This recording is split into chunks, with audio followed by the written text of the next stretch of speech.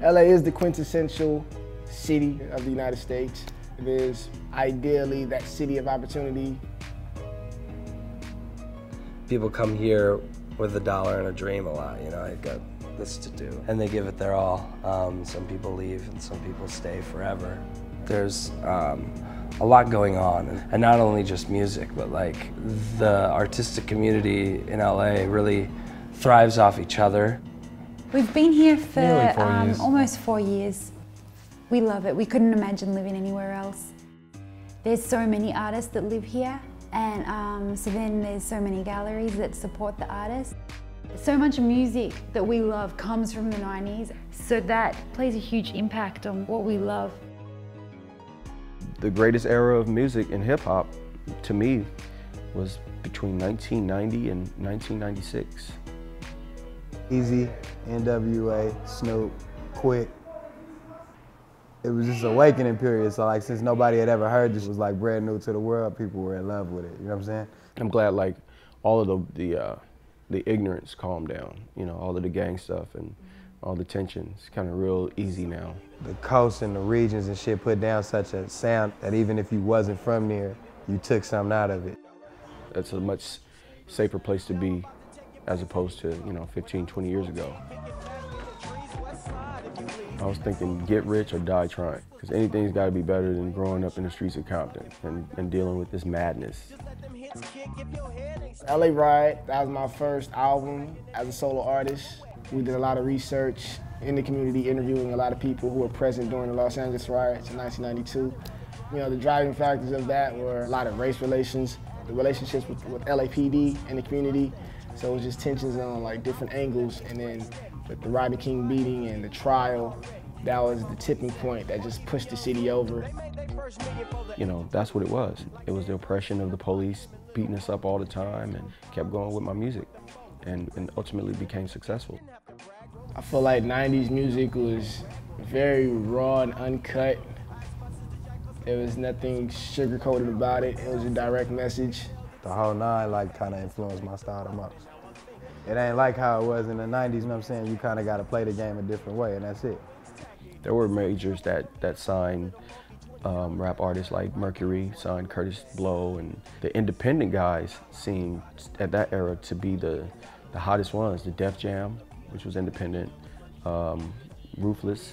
They were the word on the streets. They were right there with the people that bought the records.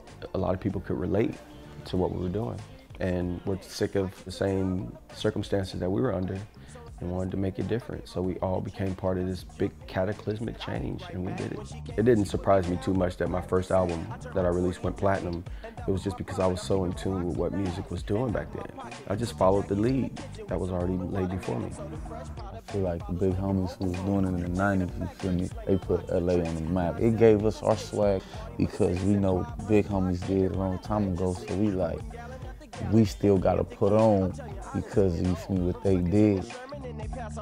That was the most profitable and the most creative window of hip hop ever.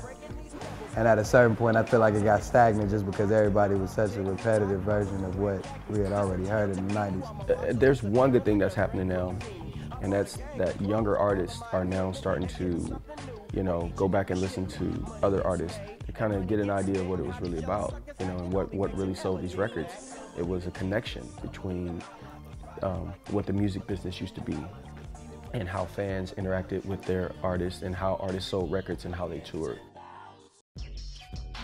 This like new movement where hip hop and rap are sort of fusing with other genres of music. It's not just R&B or hip hop or pop or anything like that. So when people ask, you know, what genre is the band? Right now we're doing backing band for Scarface. So. In the Arts, Beats, and Lyrics thing. The music business, it's always evolved. I just seen it change really drastically in the last 10 years. Most people, it's the flavor of the month. It's like it's what's hot right now. As far as like mixtapes, I think it's like a necessary evil. And I feel like it's certain artists like a 50 Cent, like if it wasn't for the mixtape game, you wouldn't have him, you know what I'm saying? With a mixtape, I feel like that's like a if I was hooping, that's like training camp, you know what I'm saying? I'm trying to get on the team. I like working with Problem a lot. That's my dude.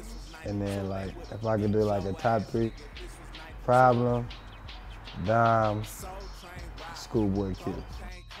I mean, music, I feel like music is music. I mean, my mixtapes, I do it like an album. You know what I'm saying? It's all still music. Like, you could play a mixtape or something for free or whatever you want to call it, the same places that you could play anything. You know, I approach everything like it's my last thing now, from now on.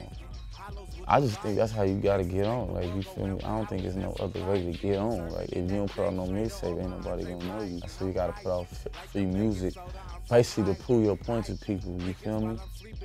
And coming from where I came from, it's like, you know, you kind of had to have a respect for real production, especially if you wanted to be a producer. Unfortunately, I do believe that with the advent of the internet, just being able to download files and stuff, I know that totally hurt the business. You know, just too much access to such a great entity kind of hurt it. The one good saving grace is the one medium that they tried to stamp out to be more cost efficient was the LP.